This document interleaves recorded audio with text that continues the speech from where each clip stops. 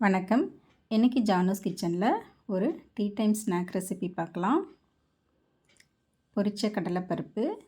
நான் இதை செய்கிறதுக்காக 2 கைப்பிடி அளவுக்கு கடலைப்பருப்பு எடுத்து அது ஒரு 3 மணி நேரத்துக்கு முன்னாடி ஊற வச்சுருந்தேன். இப்போ நல்லா ஊறிடுச்சு.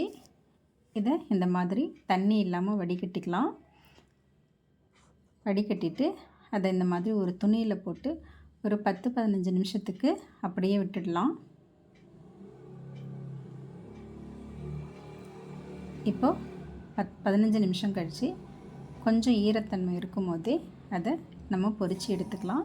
கடாயில் எண்ணெய் ஊற்றிருக்கேன். எண்ணெய் காஞ்சதும் ஸ்டவ்வை மீடியம் ஃப்ளேம்லேயே வச்சு கடலைப்பருப்பை இதில் போட்டு நல்லா டீப் ஃப்ரை பண்ணி எடுத்துக்கலாம்.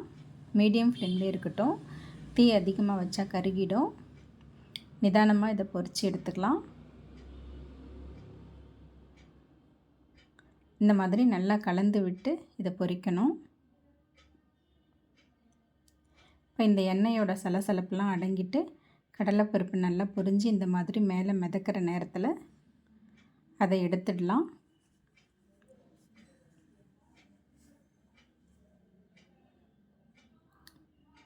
இப்போ இதே எண்ணெயில் ஃப்ளேவருக்காக ஒரு 10-15 பல்லு பூண்டு தட்டி போட்டிருக்கேன். அதையும் இந்த மாதிரி கொஞ்சம் ப்ரௌனாக ஆகிற அளவுக்கு பொரித்து எடுத்துக்கலாம்.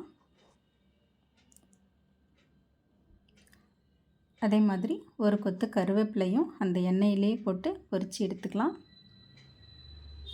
இதெல்லாம் இந்த ஸ்நாக்ஸுக்கு ரொம்ப ஃப்ளேவர் கொடுக்கும், நல்லாயிருக்கும் சாப்பிட்றதுக்கு.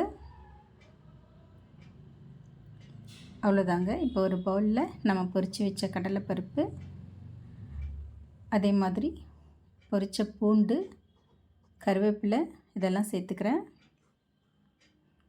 டேஸ்ட்டுக்கு தகுந்த மாதிரி உப்பு சேர்த்துக்கிறேன்.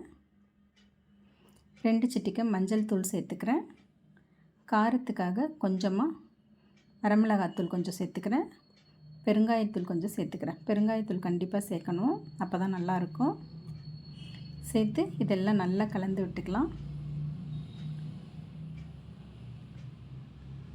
அவ்வளோதாங்க. ஈவினிங் டைமில் டீயோடு சேர்த்து சாப்பிட்றதுக்கு ஒரு நல்ல ஸ்நாக்ஸ் இது. கடைகளில் வாங்கி சாப்பிட்றதோட இந்த மாதிரி நம்ம வீட்டிலையே செஞ்சு சாப்பிட்லாம்.